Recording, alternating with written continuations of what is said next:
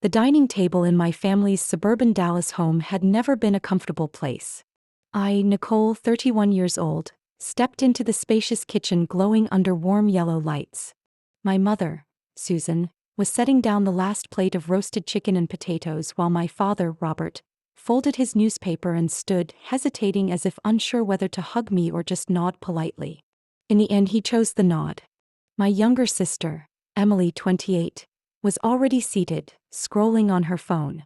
She glanced up briefly, then returned to her screen without a greeting, without a smile. At my place, a glass of apple juice sat waiting, the drink I had loved as a child. Susan tilted her head with that practiced smile, as if playing a role she had long rehearsed. "You still like apple juice, right, Nicole?" I only nodded. The truth was, I hadn't touched it in years, but I wasn't in the mood to explain. We sat down. Dinner unfolded with the same tired conversations. Traffic jams on the freeway, noisy home renovations next door, a few half-hearted jokes. I answered politely, even chuckled when Emily mentioned something funny from work. I played my usual part, the calm daughter who didn't stir trouble. Just as Robert was beginning his familiar rant about endless road construction, my phone buzzed in my lap. I glanced quickly, sliding my finger across the screen beneath the table. A message appeared, short and cold. "Get out right now. Don't say anything to your parents." I froze. The text came from an unknown number not saved in my contacts. No emojis, no soft punctuation, just clipped sentences ending with hard periods, as if the sender were straining to sound calm. My heart pounded. The room remained peaceful. The clink of utensils, Emily chewing noisily, Susan nodding along to Robert. All of it eerily ordinary. I faked a small cough and pushed my chair back. "I'm going upstairs to use the bathroom," I said. No one cared. Emily didn't even look up. I moved quickly to the second floor, into the bathroom at the end of the hall, and locked the door. Sitting on the edge of the tub, I stared at the screen, fingers trembling as I hit call on the number. After one ring, a man's voice came through, rough and urgent. "Nicole, you're still there?" I frowned. "Who is this?" "It's Mark. Mark, Emily's ex-boyfriend." My chest tightened. "What's going on?" His voice dropped, rushed. "Don't drink the juice. There's something in it. You need to leave. Right now." The image of that pale golden liquid flashed in my mind, suddenly sinister. My throat went dry. "Why? What are they trying to do?" There was silence, only his heavy breathing. Then Mark's voice came again, tense. "I can't explain everything. Just trust me. Don't touch the drink. Get out." I bit my lip, fingers gripping the porcelain edge. "If you don't tell me the truth, I'm not leaving. Nicole, please. You don't understand. Just walk out. Now." The call ended abruptly, leaving only the cold emptiness of the tiled room. I sat motionless long enough to feel the chill of the floor seeping through my clothes. The short text still glowed on my screen like a flashing warning. Downstairs, my family's voices drifted up, casual and warm. The faint scent of roasted chicken lingered through the crack of the door. Everything seemed so normal, yet I knew the moment I opened that door, normalcy would vanish. I gripped my phone tightly, heart racing. In my mind, only two choices remained: walk back down and pretend nothing had happened, or listen to the mysterious warning that might change everything. Sitting in the bathroom with my heart clenched tight, I suddenly remembered a childhood carved by unfairness. People often say the oldest child is the steady support, but for me that role felt like a life sentence handed down when I was only 8. As kids, every week my father, Robert, gave both of us a small allowance. I carefully saved every dollar, tucking it into a tin box under my bed. Emily was different. She spent hers within 2 days on gum, glitter nail polish, or glossy teen magazines. And by the weekend, when I still had mine, my mother, Susan, would step into my room with that half-scolding, half-commanding tone. "Your sister doesn't have any left. You still do. Share with her, Nicole. Don't be selfish." That sentence became an unspoken law. If I saved, I had to give. She wasted, I had to cover.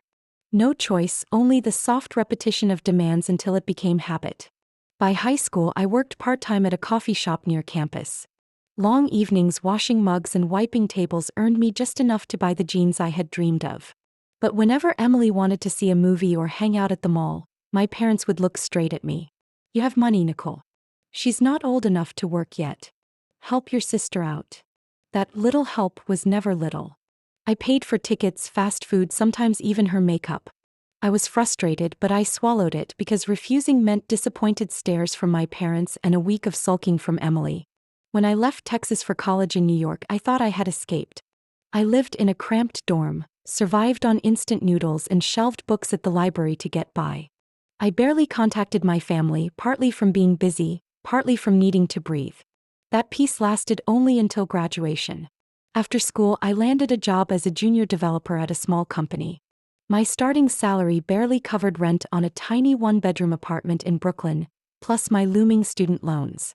But to my parents, it was a significant income. They called voices full of hope. "Nicole, Emily's starting college. Could you help with her enrollment deposit? Books are so expensive these days." I bit down and said yes, convincing myself it was just this once. But once became many. Tuition, dorm fees, class trips, all delivered to me through my mother's polite but insistent messages. Emily never asked directly. She whispered her wants to them, and the next day I would get the call. Emily chose finance in Boston. I laughed bitterly when I heard. Someone who couldn't manage her own spending now wanted to manage money for others. Still, I sent money even if it meant cutting back on my own meals. But Emily's indulgence didn't stop at lip gloss or clothes. By her second year, I overheard the truth in a phone call. She had fallen into online gambling. The book fees and extra tuition were vanishing at virtual tables, where she lost faster than she won. The revelation stunned me, but before I could react, my parents called with pleading voices. "Nicole, this time it's serious. Emily owes more than $10,000. If she can't pay, she'll lose her internship at the bank. You have to help her." I froze. My father's tone made it sound like a given, my duty. Behind him, I heard Emily's sobs, wailing that her career would be ruined if the truth got out. That old weight crashed back. Responsibility I never chose, shackling me since childhood. But sitting there in my shabby New York apartment, staring at cracked walls and smelling the damp from the cheap heating, I realized I could not keep living as a walking wallet. I said it clearly, each word deliberate. "No. Not today. Not tomorrow. I'm not covering for her again." The line went silent. Then my mother burst into tears. My father sighed heavily as if I had betrayed the family. Emily screamed that I was heartless, that I didn't understand what sisterhood meant. My hand trembled as I hung up, but my chest felt light as though I had finally slipped free of chains. After that tearful phone call filled with accusations, I sat stunned in my small Brooklyn apartment. The amount they demanded wasn't small, $12,000, a figure heavy enough to crush anyone juggling rent and student loans like I was. But I knew if I gave in one more time, I'd be carrying the burden forever. I broke free of that cycle with one short, firm answer: no. The next day, my phone was silent as if it had been powered off. No good morning texts from my mother, no garden photos from my father, no urgent calls from Emily. Only a heavy stillness. I thought I would feel guilty, but strangely what I felt instead was relief. A week passed. I buried myself in coding at the tech company, head down from morning until night. Yet each time I looked around the office, I felt a hollow ache at the absence of any word from my family. That silence, though freeing, carried the sting of being abandoned. By the second week, Emily sent a short text. "Are you really this heartless?" I stared at the screen, but I didn't reply. I knew if I gave in just once, I'd be trapped in the same old cycle. In the third week, my father called. I answered, and he wasted no words. "Nicole, you're tearing this family apart. Emily just needs a little help. You can afford it, so why refuse?" I inhaled deeply, replying slowly, "I can't afford it. And even if I could, it's not my responsibility. I've done enough." He stayed quiet for a few seconds, then hung up. After that, there was absolute silence. 3 full weeks without a single message. I moved through the days feeling like an outcast, shut out by my own blood. Inside me, sorrow mixed with anger. Then one Friday evening, just as I left work and sat on the subway heading home, my phone buzzed. A notification popped up from the family group chat. "Dinner at home this Sunday. The whole family wants you there. Just dinner. Nothing else." I read the message over and over. It was written as though no conflict had ever happened, as if the accusations and relentless pressure had never existed. My mind spun with questions. Why did they want me back now? Why use such an ordinary, almost cheerful tone that rang so false? I sat motionless on the subway bench, staring at the flickering yellow lights outside the window, doubt filling every corner of me. Sunday came and I drove back to the old house in suburban Dallas. The familiar road felt transformed, cold and distant. The lawn was still neatly trimmed by my father, the pale blue front door unchanged, yet to my eyes it all radiated dishonesty. Susan opened the door with a wide smile, hugging me as though we had never quarreled. Robert shook my hand with a grip neither firm nor weak. Emily was already at the dining table, eyes glued to her phone, barely glancing up before looking back down. On the table, dishes were laid out neatly: roasted chicken, salad, toasted bread. And in front of my seat, another glass of apple juice. My throat tightened as the memory of Mark's warning flashed through me like lightning. Susan smiled, her voice light as air. "You still like apple juice, don't you, Nicole?" I only nodded, though inside waves churned. I didn't touch the glass. My hand pressed my phone against my thigh, my heartbeat drumming fast. Dinner began with fake concern. "How's work lately?" "Robert, you're still in Brooklyn, right?" "Susan." Emily chimed in with a few shallow stories about coworkers, a faint smile on her lips. Everything flowed smoothly, too smoothly, until my skin prickled with unease. It felt like a script rehearsed down to the smallest detail, and I was the unwilling audience. I smiled politely, gave just enough answers. But in my mind, a cold truth crystallized. They hadn't invited me here for family bonding. They had brought me back for something else entirely. I sat at the dining table, forcing my face to remain calm while my eyes kept flicking toward the glass of apple juice set directly in front of me. The pale golden liquid shimmered under the light, harmless in appearance, yet in my mind Mark's warning echoed, "Don't drink it. There's something in there." My mother, Susan, wore her gentle smile, eyes following my every move. My father, Robert, pretended to focus on cutting his chicken, but I noticed his hand tremble slightly as he set the knife down. Emily sat with her legs crossed, phone in hand, but her eyes darted toward my glass every so often, quick and nervous like a clumsy accomplice. I lifted the glass, twirling it in my hand as if weighing whether to sip. At that very moment, the air at the table seemed to sink. I heard Susan swallow hard. My pulse raced, but I pressed my lips together and set the glass down, forcing a smile. "I'm a little thirsty, but maybe later." No one spoke, though all three of them tried to mask their disappointment at once. The conversation stumbled forward awkwardly. Robert complained again about the economy, Susan asked me about work, and Emily mentioned a few friends from college. But it was all clumsy, like they only needed to stall me in place for a few more minutes. When I pretended to touch the glass to my lips, Emily's head shot up, eyes flashing briefly before dimming. I only let the juice brush my lips, then winced slightly, feigning fatigue. "Maybe I'm a little dizzy. Probably from working late," I muttered. Susan leaned in instantly, her voice full of false concern. "Oh my goodness, Nicole, are you okay? Do you need to lie down?" Robert stood, moving behind me, his hand pressing lightly but firmly onto my shoulder. "Let me help you to the sofa." I offered a weak protest, then let them help me into the living room. Lying down on the sofa, my heart pounded so hard I thought it might give me away. A blanket was draped over my legs. I closed my eyes, steadying my breathing. Only seconds later, Susan's whisper floated above me. "She's asleep." Emily's voice dropped low. "Yeah, Mom. She's out." Robert's voice followed, tense and clipped. "Hurry. Don't waste time." I heard footsteps, then felt someone lift my phone from my pocket. My chest tightened as my finger was taken, pressed gently against the screen. A faint vibration buzzed. The phone unlocked. "Got it," Emily whispered, excitement in her tone. "I see her account." "Check the banking app," Robert ordered. "See how much is in there." Susan added, colder than both, "Don't take it all, just enough to cover Emily's debt. If we drain everything, it'll be suspicious." They spoke about me as though I were a wallet, not their blood. Beneath the blanket, my fist clenched, though I kept my face slack. The light tapping of fingers filled the room, mixed with hurried whispers. "It's asking for a code," Emily hissed.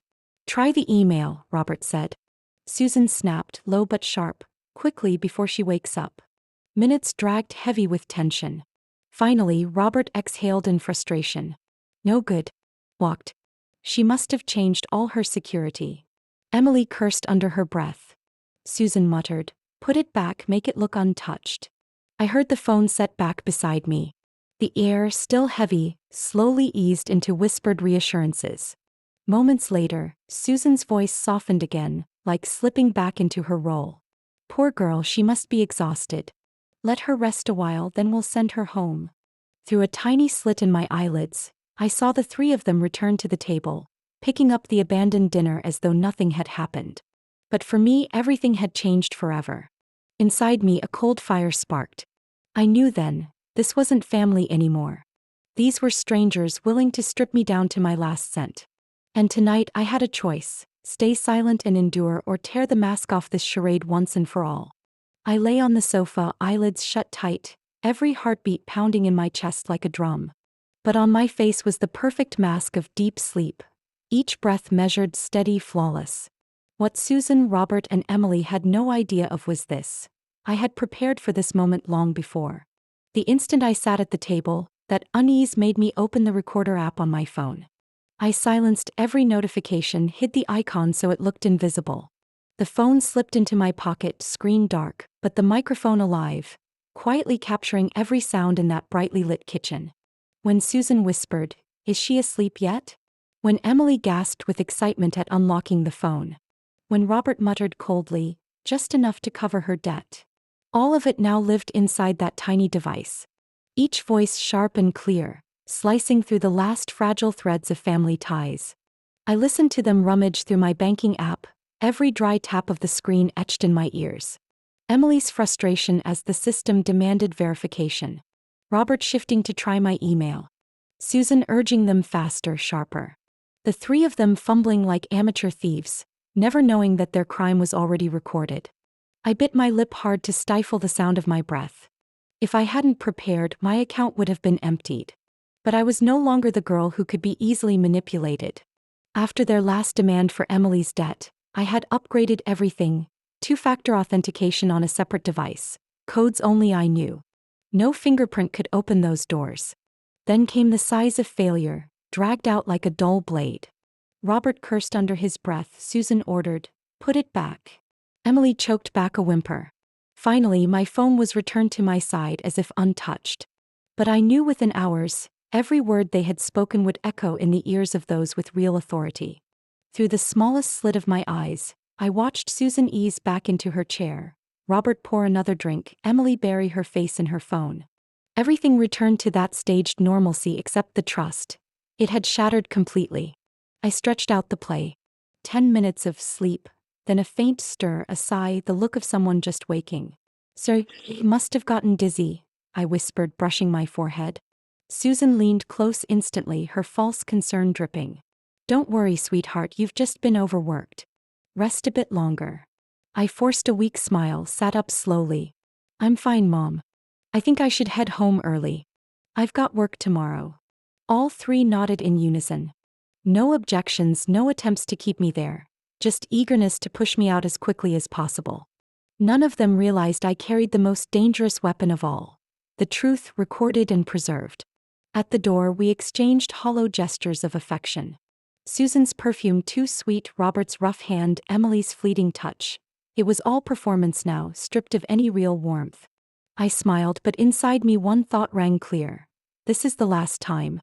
Driving away from that neighborhood, I turned on soft music to steady my nerves. Yet in my head their words replayed in sharp detail. Susan's, "Don't take it all." Robert's, "Hurry up." Emily's, "I see the account." My grip on the wheel tightened, fingers trembling with fury and pain. Back in my apartment, I plugged the phone into my computer and saved the recording everywhere I could. My private server, an external hard drive, even a copy to my work email. I wouldn't risk losing the evidence. Then I opened my banking app. Just as I suspected, no transactions succeeded, but the log showed multiple blocked attempts. Perfect trail. Sound, time, place. I had everything I needed to prove their guilt. I sank into my chair, eyes closed, breathing deep. What filled me now wasn't just anger or disappointment, but resolve. My next step wasn't to endure, it was to strike back. And I would do it not with tears or accusations, but with truth, with justice, and with the strength they had never believed I possessed. The next morning, I drove straight to the Brooklyn precinct. The sky was heavy and gray, raindrops tapping against my windshield as if urging me to act. I walked into the lobby, clutching my phone, heart pounding but my steps steady. The desk officer, a gray-haired woman, looked up as I approached. "I need to file a report," I said firmly. "What kind of report, ma'am?" I met her gaze. "Conspiracy to commit fraud, unauthorized use of biometrics, and putting a substance into a drink." Her brows lifted slightly, then she nodded and led me to a small interview room. A younger officer sat across from me, notebook open. "Do you have evidence?" he asked. I placed my phone on the table and hit play. Susan's calculating voice, Robert's commands, Emily's excited exclamation at unlocking the phone. Each word sharp, undeniable. The officer's pen froze. His frown deepened as he listened, his eyes darkening the longer the recording went on. "Do you realize how serious this is?" I nodded. "They're my family. But last night they didn't treat me like family. They treated me like a wallet." He stayed silent for a moment, then left with my phone. A few minutes later he returned with a man in a suit, his badge reading Detective Harris. He pulled up a chair, eyes intent. "Nicole, I've listened to the file. We also reviewed the banking logs from the same time frame. Your story matches the data exactly." I swallowed hard. "So what happens to them?" "We'll issue subpoenas. The charges include conspiracy to commit financial fraud, unlawful use of biometric data, and most seriously, administering a substance without consent. These are heavy accusations." I sat there, trembling and relieved all at once. For years, I had dreamed of justice finally being on my side. I never imagined it would come in such a cold, clinical way. 3 days later, Harris called. His tone was clipped. "We've arrested Susan, Robert, and Emily at their Dallas home. During the search, we found bottles of sedatives in the kitchen, the kind used to cause drowsiness quickly. They admit being present at dinner but deny the crime. You'll need to testify." My chest tightened. Even knowing they deserved it, I couldn't shake the feeling I was pushing my own family off a cliff. But then I remembered Susan's fake concern as she guided me to the sofa, Robert's firm hand pressing my shoulder, Emily's gleeful laugh when she thought she'd reached my account. Any trace of guilt dissolved into resolve. At the confrontation hearing, I sat in a room divided by a pane of glass. Susan on the other side, her dyed blonde hair fading, lips trembling but her eyes still sharp. Robert wore a mask of indifference. Emily couldn't meet my gaze, her hands twisted tightly together. Harris pressed play. Their voices filled the room, cold, matter-of-fact, like a confession. When Susan's words, "just enough to pay Emily's debt," rang out, Emily flushed crimson, her eyes wet with shame. Robert dropped his head. Susan whispered, trying to hold on to composure. We just wanted to help her through a rough time." Pain surged through my chest. Years of effort to earn love, recognition. All I received was exploitation.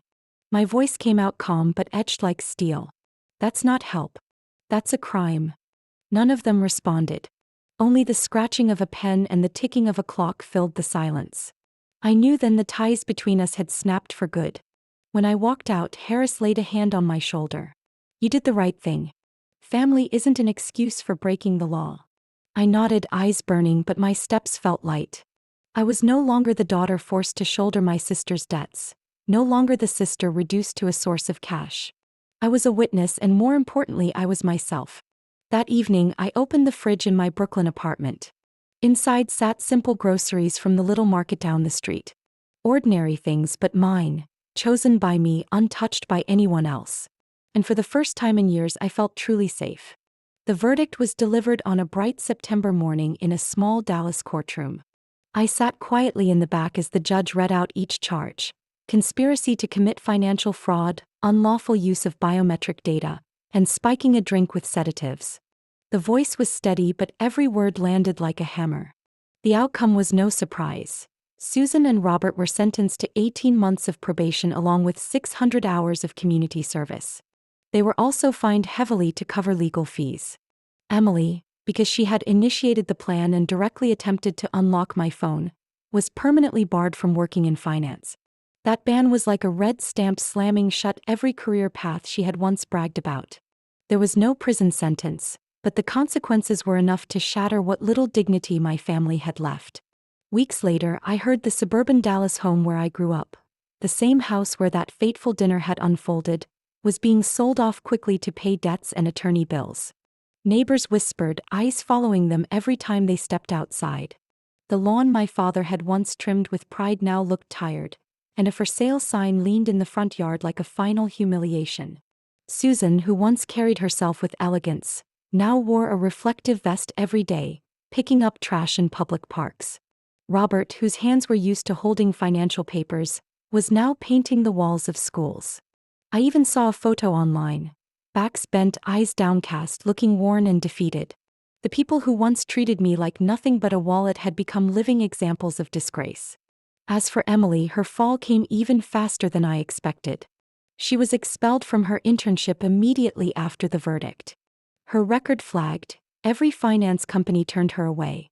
A mutual acquaintance told me she now works as a cashier in a small Dallas grocery store, wearing a faded polo uniform, tagging items and stacking shelves. She avoids eye contact with customers, shrinking into herself. The same woman who once bragged about her future on Wall Street was now scraping by on minimum wage with no one left to cover for her. What surprised me most was Mark, Emily's ex-boyfriend, the one who had warned me that night. After the trial, he vanished. No explanation, no messages. A friend told me he packed up overnight and left the city. Maybe Mark had seen the truth of Emily and my family too clearly and didn't want to be dragged down with them. Whatever his reasons, he saved me from disaster, and his final choice was silence. Once I stood outside that grocery store and saw Emily under the harsh fluorescent lights. Her face looked pale, stripped of the makeup she once flaunted. No designer clothes, just a worn blue vest and cheap sneakers. She kept her head down, avoiding every gaze, so small I almost didn't recognize her. I didn't go in. I didn't call her name. I just turned away, carrying a strange mix of coldness and peace. My family once saw me as nothing more than a money machine, but in the end, their greed destroyed everything. They lost their house, their dignity, their future. And I lost only one thing: the illusion that unconditional love could exist in that family. On the long drive back to Brooklyn, I felt lighter, like I had shed a stone that had weighed on me for years. I realized the verdict wasn't just theirs, it was mine too. A release. A final period at the end of a long, painful sentence. No more desperate calls for money. No more hollow smiles across a dinner table. Now I could finally live for myself, my own life, untouched, unclaimed. And when I thought of Susan, Robert, and Emily sweating under the Texas sun in their community service vests, I only smiled faintly. Not out of gloating, but because at last justice had placed each of them exactly where they belonged. I realized that to truly move forward, I had to close the last door to the past. The trial was over, the sentence delivered, but if I left even the smallest crack open, I knew they would find a way back in. So on a Monday morning, I walked into a phone store in Brooklyn and requested a new number. When the clerk asked if I was sure I wanted to erase every trace of my old one, I simply smiled and nodded. I'm sure. That night, I deleted every old message, every call log, every family photo still left on my phone. Each time my finger slid across the screen to press delete, I felt lighter, as if untying ropes that had long been coiled around my neck. I changed every password too, from email to bank accounts, using security layers so complex that even I had to pause to recall them. There were no traces left, no open doors they could use to reach my world again. My little Brooklyn apartment, usually cramped and noisy, felt strangely peaceful that night. I sat on the sofa with a cup of chamomile tea, watching the glow of street lamps spill through the window. For the first time in years, I didn't feel threatened. I didn't feel watched. I could finally breathe without dreading my phone buzzing with endless requests for money. In the weeks that followed, life slowly reshaped itself. I poured myself into work. My boss began trusting me with major projects, and coworkers looked at me with newfound respect. On weekends, I walked through Central Park, read at my favorite corner cafe, or simply cleaned my apartment while letting jazz music carry me into small dances around the room. Ordinary things, yet they gave me the peace I had craved for so long. One afternoon, while arranging groceries in the kitchen, my eyes lingered on the fridge. Before, whenever I opened one, I felt empty, not because of a lack of food, but because much of what was inside had been bought with money I sent under pressure from my parents. They once forced me to fill their fridge while I lived frugally. But now, everything inside my small fridge was mine, chosen by me. Fresh vegetables from the neighborhood market, almond milk I loved, a few butter cookies to enjoy in quiet moments. Each item was a reminder. I was living for myself now, no one else. Sometimes I received messages from distant relatives or old acquaintances trying to update me on Susan, Robert, or Emily. I read them silently, then deleted them. No replies. No curiosity. I knew too well. If I allowed myself to care, I would be dragged back into the same pit. I refused to let that happen again. What surprised me was the absence of hatred. In its place was clarity, release. I didn't need them to suffer for me to find peace. It was enough that they no longer existed in my life. One Friday night, while working late at the office, I got an email from H. I'd been nominated for a promotion to team manager. I sat still for a few minutes, tears rising. Not for the title itself, but for what it meant. That every success was mine alone now, untouched, unclaimed by anyone else. On the way home, I stopped at the Brooklyn Bridge. The wind whipped strong, city lights stretching out like a golden carpet. I leaned on the railing and inhaled deeply. A new sensation washed over me, freedom. No invisible chains. No late-night calls demanding money. No eyes disguised as family looking at me with greed. I smiled and whispered to myself, from today on, this is Nicole's life. And I knew this time no one could take it away. Nicole's story reflects a reality many still face. Being exploited by their own family, treated as a financial tool instead of a person worthy of love. Yet, like Nicole, when someone finds the courage to set boundaries, seek justice, and cut ties with toxicity, they can reclaim peace and freedom. In real life, the lesson is clear. Family bonds cannot be built on coercion or exploitation, but only on respect and genuine care. What do you think about Nicole's journey, from being used to finding freedom for herself? Share your thoughts in the comments and don't forget to follow the channel for more powerful and meaningful family stories.